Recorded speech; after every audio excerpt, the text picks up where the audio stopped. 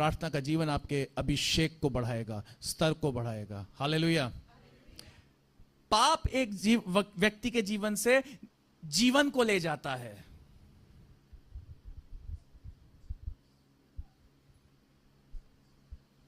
जब एक व्यक्ति पाप में होता है तो वो उस व्यक्ति के जीवन में से क्या ले जाता है? जीवन को ले जाता है। पाप क्या लाती है? मजदूरी लाती है, स्लेवरी लाती है, मृत्यु को लाता है। लेकिन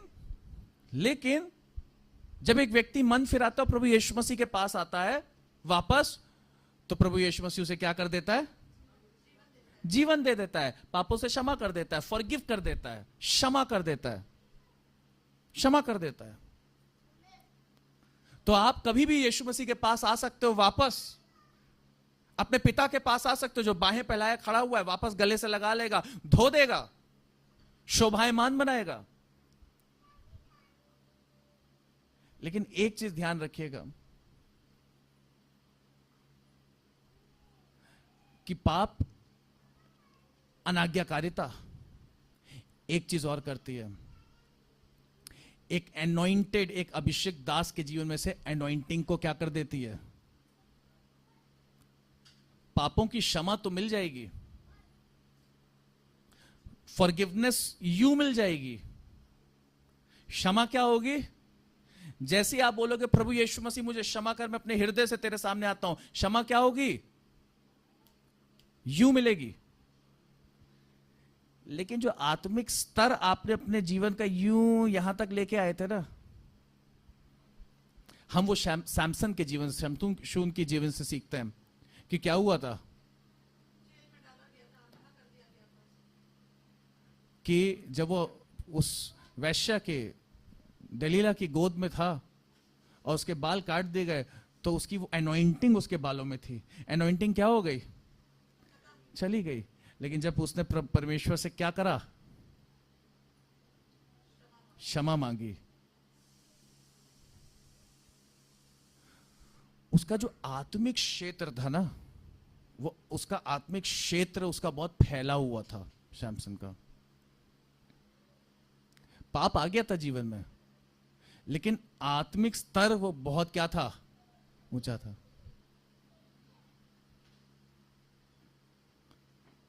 पाप में पड़ते उसका क्या हो गया? अभिषेक चला गया था। फिर अभिषेक पाने के लिए बहुत मशक्कत करनी पड़ती है। Forgiveness is a free gift, salvation is a free gift. उद्धार क्या है? मुफ्त है। पापों की क्षमा क्या है? मुफ्त है। लेकिन एनॉइंटिंग मुफ्त नहीं है, अभिषेक मुफ्त नहीं है, आग मुफ्त नहीं है। It comes with a price. मूल्य चुकाना पड़ता है उसका।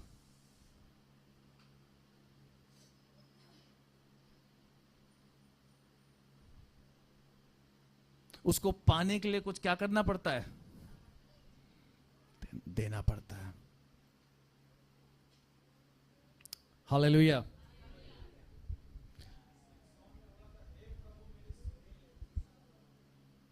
मत्ती उसका 9वां अध्याय, उससे पहले प्रोवर्ब्स, नीति वचन, उसका 16वां अध्याय निकालिएगा।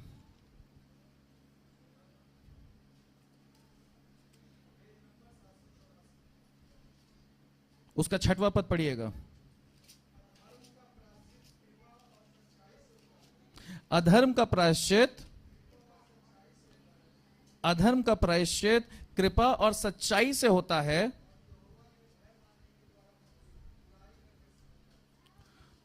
और सुनिए, हम इसको इंग्लिश बाइबल में लिखा हुआ है, in mercy and truth atonement is provided for iniquity. दया और क्या लिखा हुआ है? अधर्म का प्रायश्चित सच्चाई से, दया और सच्चाई से होता है। किसका? अभी जो मैं बात कर रहा था। And by the fear of the Lord one departs from evil. Evil से डिपार्ट कब होते हैं? इविल से छुटकारा कब मिलता है? इविल, दुष्टता से, दुष्ट से छुटकारा कब मिलता है? जब फियर ऑफ द लॉर्ड, परमेश्वर का भय हमारे जीवन में आता है। और परमेश्वर का भय कैसे आता है? लिखा है जब वचन परमेश्वर का, मत्ती में लिखा हुआ है कि जब पतरस लोगों को प्रभु यीशु मसीह का सुसमाचार सुना रहा था, जब वचन सुना रहा था, गॉस्पल, प्रभु यीशु मसीह के बारे में जब बता रहा था, तो लिखा है लोगों के हृदय क्या हो गए? छिद गए। और वहां अद्भुत जो परमेश्वर के कार्य होने लग गए, तो लोगों पर परमेश्वर का क्या छा गया? भय छा गया। Whenever God's word prevailed, whenever God's word came in force, the fear of the Lord came. जब जब परमेश्वर का वचन एक व्यक्ति के जीवन में क्या हुआ? स्थापित हुआ, तब तब क्या हो गया?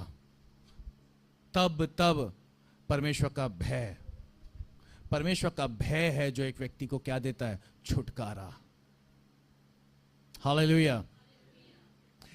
परमेश्वर का भय मतलब परमेश्वर से भय नहीं, ध्यान दीजिएगा। The fear of God, not fear from God. परमेश्वर का भय एक क्या है? एक एलिमेंट, एक क्वालिटी है, एक गुण है परमेश्वर की आत्मा का।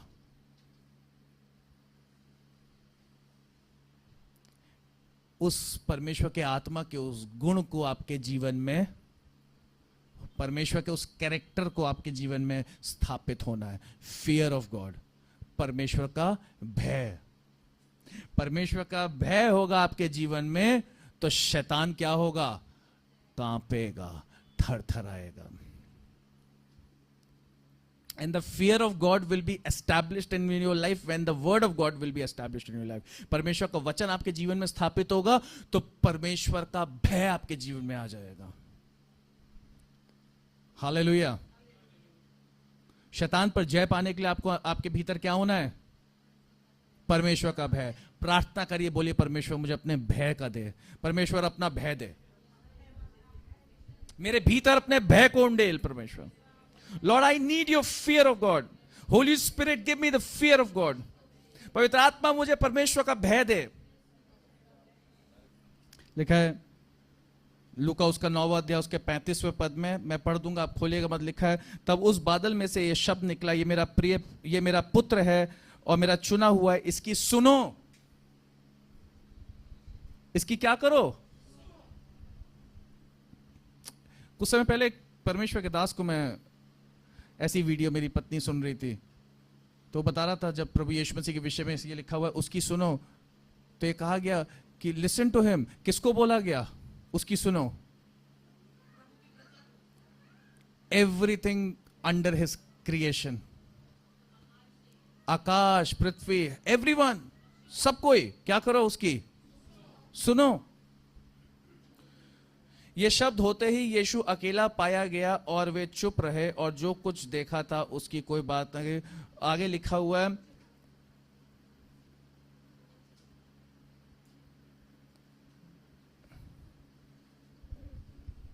सॉरी, ये वाला वचन, उसके बाद हम मत्ती 9वें अध्याय में जाएंगे और इसके बाद जो हुआ वहां पे लिखा हुआ है कि फिर यीशु सब नगरों और गांवों में फिरता रहा और उनके आराधनालयों में उपदेश करता और राज्य का सुसमाचार प्रचार करता और हर प्रकार की बीमारी और दुर्बलता को दूर करता रहा।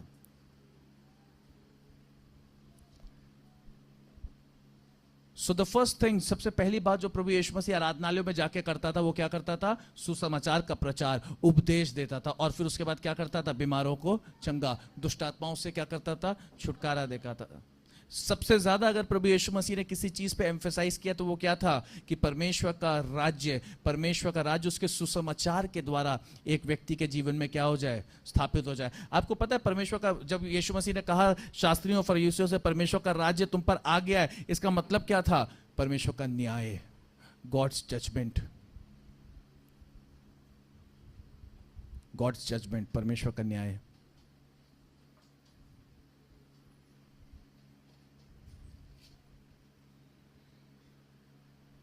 तब यूहन्ना ने कहा, हे स्वामी, हमने एक मनुष्य को तेरे नाम से दुष्ट आत्माओं को निकालते देखा और हमने उसे मना किया क्योंकि वह हमारे साथ होकर तेरे पीछे नहीं हो लेता। यीशु ने उससे कहा, उसे मना मत करो क्योंकि जो तुम्हारे विरोध में नहीं वो तुम्हारी ओर है।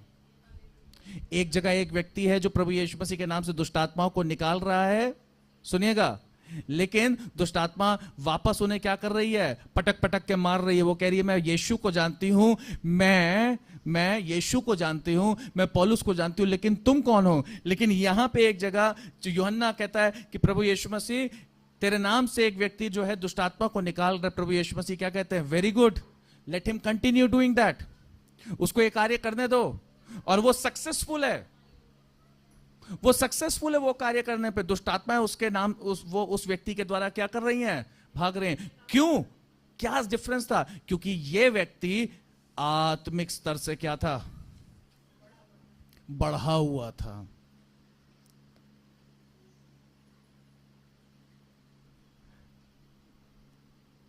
आप एक बहुत अच्छे विश्वासी हैं, लेकिन अगर आप कमजोर विश्वासी हैं तो शैतान पटक पटक के मारेगा।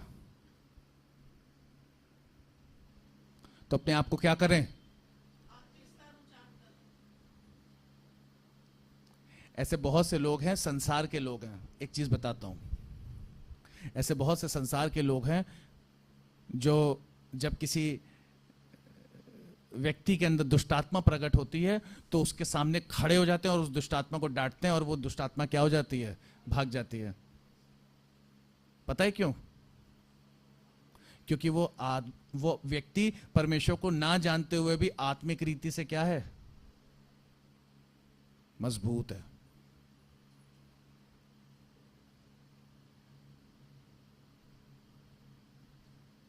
आत्मिक बातों को समझने के लिए क्या बनना पड़ेगा? आत्मिक बनना पड़ेगा। कल मैं रजनीश भाई को एक चीज बता रहा था, इस संसार के लोग, सुनिएगा, ध्यान से सुनिएगा, बहुत जरूरी है। इस संसार के लोग हैं, जितने बिजनेसमैन हैं या दुष्टात्माओं से जो सताए हुए हैं, तकलीफ में हैं, बीमार हैं, वो अपने अपने अपने जीवनों में तंत्र मंत्र करवाते हैं। वो बाबाओं के पास जाते हैं, वो पंडितों के पास जाते हैं, एस्ट्रोलॉजर्स के पास जाते हैं, हाथ दिखाने वाले के पास जाते हैं, और वहां जाके वो उनका जीवन भी सुधर जाता है और वो अमीर भी हो जाते हैं, वो बढ़ने भी लगते हैं, उन्नति करने लगते हैं, उनका बिजनेस चलने लगता है। लेकिन दुर्भाग्य की बात क्या है? एक विश्वासी जो है वो वहीं का वहीं रह जाता है।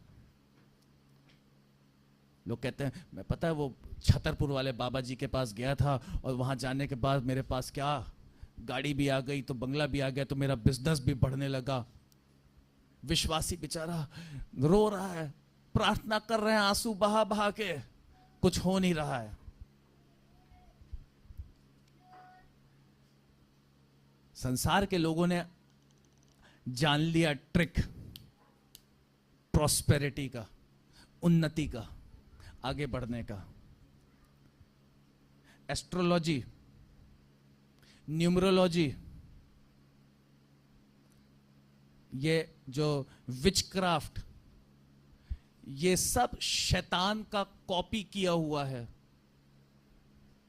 ओरिजिनल किसका था? बनाया किसने? लेकिन वचन कहता है इस संसार में कोई जो भी चीजें क्रिएट की गई हैं वो किसके द्वारा क्रिएट की गई हैं? परमेश्वर के द्वारा। उसको गड़बड़ उसमें फैलाई किसने?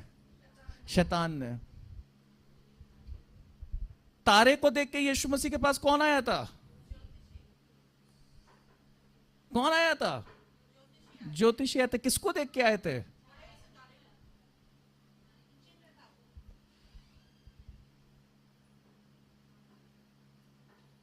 उत्पत्ति में पहला अध्याय क्या लिखा है? इन द बिगनिंग, आदि में समय, नंबर। कितने दिन में प्रभु ने बनाया सब कुछ? 6 दिन में। 7वें दिन प्रभु ने क्या किया? मूसा कितने दिन रहा पहाड़ पे?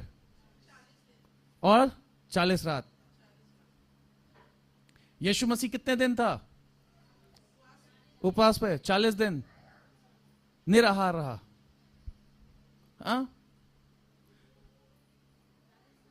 नंबर ऑफ द बीस्ट 666, परमेश्वर का नंबर 7। क्या है ये क्या है? सब नंबर्स हैं, न्यूमरोलॉजी। लेकिन आज इन सब को शैतान ने क्या कर दिया है? अशुद्ध कर दिया है। लेकिन जब व्यक्ति वचन में स्थापित होगा ना, वचन में बढ़ेगा, तो यही एस्ट्रोलॉजी, यही न्यूमरोलॉजी, यही सब कुछ, विचक्राफ्ट नहीं, आत्मा की आग, वो परमेश्वर प्रकट करेगा एक व्यक्ति के अंदर। हालेलुया।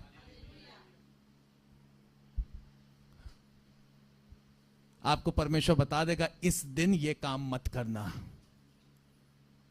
इस दिन ये काम करना। God will speak to you directly. परमेश्वर अपने दास के द्वारा या अपने खुद आप पर प्रकट करेगा।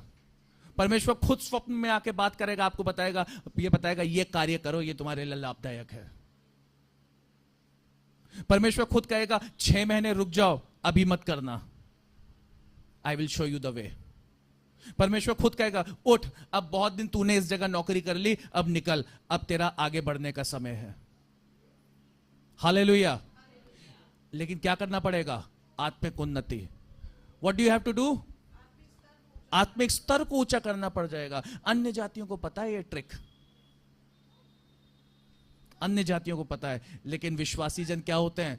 लात खा रहे हैं, घुसे खा रहे हैं, रो रहे हैं, पिट रहे हैं। दे डोंट नो, नहीं पता है, भटक रहे हैं, कमजोर हैं। शैतान कब कार्य करता है? कब कब कब दबाता है? जब एक विश्वासी क्या होता है? कमजोर दशा में होता है, जब निर्बल होता है। इसलिए परमेश्वर का वचन कहता है अपने भावनाओं को, teach your emotions to become obedient of Christ. अपनी भावनाओं को क्या करो? मसीह का आज्ञाकारी बनाओ। Tame yourself.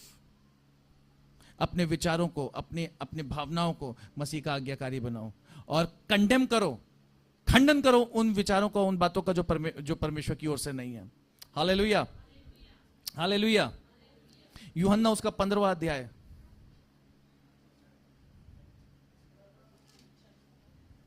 हाँ चल रहा है।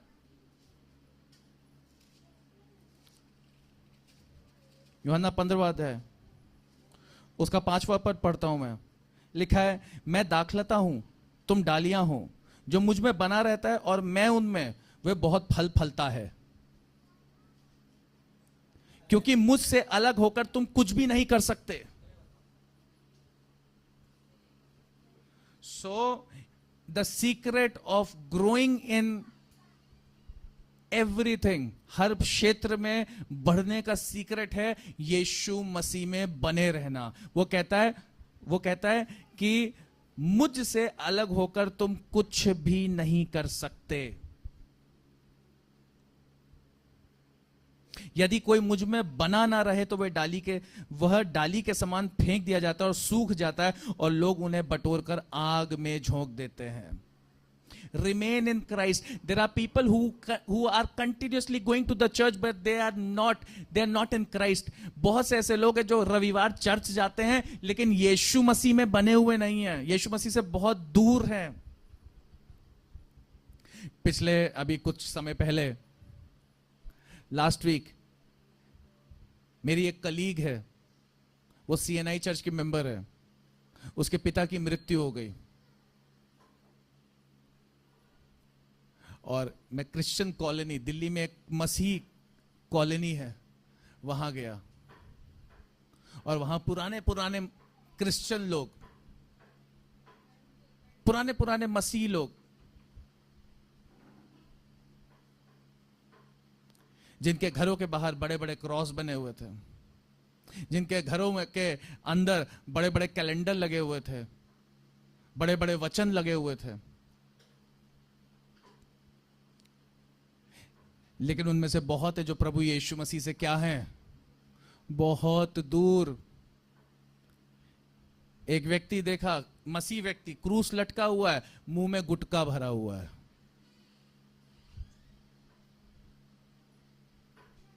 घर में बड़ा सा क्रॉस लगा है, कैलेंडर लगा है, वचन ही वचन लगे हर जगह।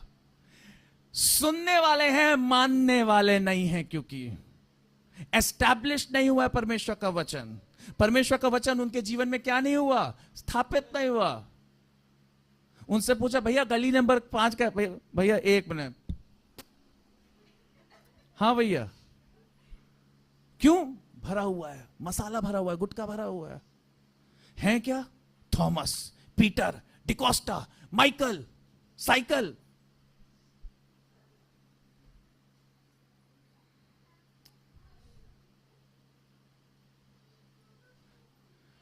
क्योंकि वो बाहर से सिर्फ क्रिश्चियन है, but they don't possess the character of Christ. अंदर से मसीह उनमें क्या नहीं है, स्थापित नहीं है। और प्रभु यीशु मसीह क्या कह रहे हैं? कह रहे हैं यदि मुझ में बना ना रहे कोई, तो वे डाली के समान फेंक दिया तो सूख जाता। उनका जीवन कैसा है? सूखा हुआ है। If you hear Christ but don't follow Christ, then you are dry.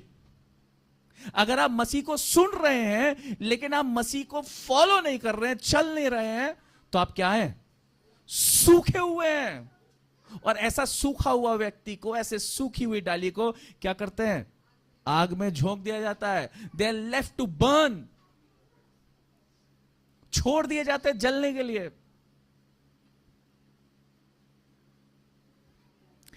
लेकिन यदि तुम मुझ में बने रहो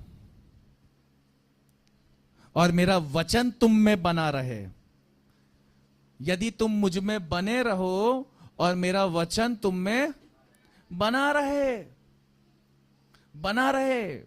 you not just hear my word but you follow me as well. मुझे सिर्फ सुनो नहीं, चर्च जाके सिर्फ कुर्सियों पे बैठ मत जाओ और जिस दशा में गए थे उस दशा में घर वापस ना चले जाओ। नो, जब तुम आओ, सुनो, और जो सुनते हो उसमें क्या करो? अपने आप को मजबूत करो, बने रहो। तो लिखा हुआ है, यदि तुम मुझ में बने रहो, मेरा वचन तुम में बना रहे, जो चाहो मांगो वो तुम्हारे लिए। कई विश्वासी लोग बहुत प्रार्थना करते, हे प्रभु मुझ पर दया कर। कुछ नहीं हो रहा। घंटों प्रार्थना कर रहे हैं, 4 घंटे 5 घंटे लगे हुए प्रार्थना करने में, प्रभु मुझ पर दया कर, मुझ पर दया कर। वहीं दूसरी ओर एक व्यक्ति आता है 5 मिनट, कहता है यीशु के नाम से अब तेरा भला होगा। क्या हुआ? वाई? क्योंकि महिमा उसके साथ चल रही है। आपको महिमा में बढ़ना है, आपको आत्मिक स्तर में बढ़ना है, नहीं तो घंटों प्रार्थना करते रह जाओगे और जो चाहो मांगो वो नहीं मिलेगा। लेकिन जब आपकी रैंकिंग बढ़ेगी, जब आपकी अथॉरिटी बढ़ेगी, सिंपल सी बात है, एक ऑफिस में आप काम करते हैं, ठीक है? वहां पे जो पियोन होगा, पियोन मतलब ऑफिस बॉय, एक चपरासी के चपरासी कोई भी नियम या कोई भी कुछ चीज अपना साइन करके कोई भी चीज पास करा सकता है? नहीं। लेकिन एक कंपनी का डायरेक्टर क्या करेगा? या फिर उसका वाइस प्रेसिडेंट क्या करेगा? या सीईओ साइन कर देगा। कुछ लोग हैं ऊपर के, पहले दूसरे तीसरे चौथे, जिनका साइन के वजह से क्या होगा? पास हो जाएगा। अपने स्तर को बढ़ाना होगा, अथॉरिटी को बढ़ाना होगा, तो शैतान तुम पर क्या ना होने पाएगा? प्रबल नहीं होने पाएगा। जो तुम मांगोगे, जब तुम महिमा में बढ़ोगे, महिमा में बढ़ना पड़ेगा, ग्लोरी में। हालेलुया। समझे मेरे भाइयों और बहनों? हाँ मित्रों, क्या करना पड़ेगा? महिमा में बढ़ना है, रैंकिंग में बढ़ना है, स्तर में बढ़ना है, आत्मिक क्षेत्रों में बढ़ना है, आत्मिक रीति से मजबूत और दृढ़ बनना है, परमेश्वर का वचन मजबूती से बने रहना है। घंटों प्रार्थना करना तो करना है, प्रार्थना करना है, यस, लेकिन अपने आप को परमेश्वर के वचन में बढ़ाओ, उसकी आज्ञाकारिता में बढ़ाओ, आत्मिक स्तर में बढ़ो, आग में बढ़ो, स्थिरता में बढ़ो, मजबूत हो, कमजोर नहीं, निर्बल नहीं, विश्वासी निर्बल नहीं, अधिकार। Hallelujah, hallelujah.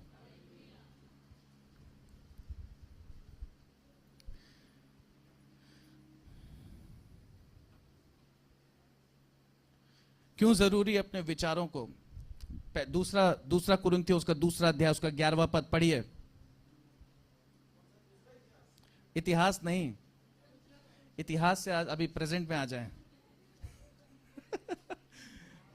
दूसरा कुरिन्थियों उसका दूसरा अध्याय उसका 11वां पद। For last few days I have been talking about thoughts. पिछले कुछ रविवार से मैं बात कर रहा हूं किसके बारे में? विचार। किसके बारे में? विचार। YouTube पे भी वो सारे मेरे उपदेश जो हैं, सिखाए हुए सारे लेसन्स अवेलेबल हैं। आप में से किसी ने भी सुना, उसे कोशिश की सुनने की? क्यों हैं इतने नालायक सब लोग? हैं? सुना? लाइक भी किया? अरे वाह, प्लीज लिसन टू इट। सुने, सुने भाई साहब, गाड़ी में सुना करिए बैठ के, हैं? ये सुनिए जो प्रभु भोज वाला जो मैंने डाला है, पार्ट 1, पार्ट अराउंड 7 वो डालें, वो उसमें चैप्टर्स, प्लीज सुने, सुने ताकि आपके जीवन में उन्नति हो। दूसरा कुरिन्थियों उसका दूसरा अध्याय उसका 11वां पद। हाँ, दांव ना चले, शैतान का हम पर क्या ना चले?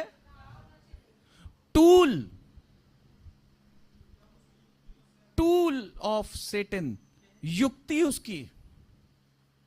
वचन कह रहा है शैतान का हम पर क्या ना चले? दांव ना चले, उसकी युक्ति हम पर प्रबल ना हो। इसका मतलब शैतान क्या खेलता है, क्या चलाता है?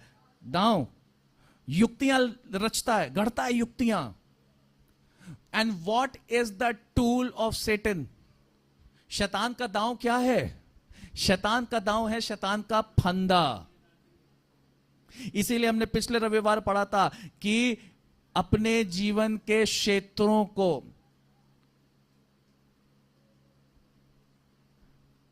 डोंट अलाउ सेटन, शैतान को क्या ना दे? स्थान ना दे, अवसर ना दे, जगह ना दे। शैतान को अपने जीवन के क्षेत्रों पर क्या ना होने दें। वो दुष्टात्मा जाती है अपने साथ साथ और गंदी दुष्टात्माओं को ले आती है, और क्या पाती है? जगह पाती है। क्या पाती है? जगह पाती है। क्यों जगह पाती है? क्योंकि वहां पे वचन से भरा नहीं गया था एक व्यक्ति, क्योंकि वहां स्थापित नहीं किया गया था प्रभु यीशु मसीह में, क्योंकि वो सुनने वाला था, वचन पर चलने वाला नहीं था। वचन गया तो भीतर, वचन सुना, वचन सुन के भीतर गया और वचन ने अंदर क्या कर दिया? सफाई। लेकिन उस वचन को अंदर बसा के नहीं रखा। वचन को सुनना ही नहीं, वचन को भीतर बसा के रखना जरूरी है। और जब बसा के रखोगे तो वो आपके कार्यों में, आपके विश्वास में, जब आप अपने विश्वास को प्रकट करोगे तो उसमें रिफ्लेक्ट करेगा। Your life will reflect God's word. आपका जीवन परमेश्वर के वचन को क्या करेगा? रिफ्लेक्ट। जब आप शीशे में अपने चेहरे को देखते हैं तो शीशा आपके चेहरे को क्या करता है? रिफ्लेक्ट करता है। आप समझे रिफ्लेक्ट मतलब क्या होता है? तो जब परमेश्वर का वचन भीतर होगा तो वो आपके भीतर से आपके, जब आपके विश्वास को रिफ्लेक्ट करेगा, आपके वो परमेश्वर का वचन आपके जीवन में रिफ्लेक्ट करेगा। हालेलुया। शैतान का टूल है, शैतान का जो क्या अभी पढ़ा हमने, दांव है, वो है डिस्ट्रैक्शन। डिस्ट्रैक्शन क्या कर देना? ध्यान को भटका देना। Distraction from the word of God, परमेश्वर के वचन से डिस्ट्रैक्शन। इसीलिए परमेश्वर का वचन अंदर क्या होना है? एस्टैब्लिश। प्रभु यीशु मसीह जब जंगल में थे, विल्डरनेस में थे, तो शैतान ने आके उनकी परीक्षा लेने की कोशिश करी, और शैतान उन्हें क्या करता था? उनके ध्यान को भटकाने की कोशिश करता था। शैतान ने प्रभु यीशु मसीह के ध्यान को भटकाने की कोशिश करी, लेकिन प्रभु यीशु मसीह के अंदर वचन क्या था? एस्टैब्लिश था, स्थिर थे वो। किसमें? वचन में। इसीलिए जब उन्होंने, शैतान ने उनको वचन से भटकाने की कोशिश की, तो प्रभु यीशु मसीह ने वचनों के द्वारा, जिसमें वो क्या थे? मजबूत थे, दृढ़ थे, उस वचनों के द्वारा शैतान का क्या किया? सामना किया। हालेलुया। क्या किया? सामना किया। सो डिस्ट्रैक्शन, ध्यान भटकाता है। परमेश्वर के वचन से ध्यान भटकना, परमेश्वर के वचन से जब एक व्यक्ति का ध्यान भटकता है, वो शैतान की एंट्री करा देता है एक आदमी के जीवन में। उत्पत्ति में हम देखते हैं हव्वा के जीवन में अनाज्ञाकारिता कब आई? जब उसका ध्यान भटका। शैतान उसके पास आया और शैतान ने उसे भरमाने की कोशिश की, डिस्ट्रैक्ट करने की कोशिश की, उसके ध्यान को भटकाने की कोशिश की परमेश्वर के वचन से। और क्या हुआ? हव्वा क्या कर बैठी?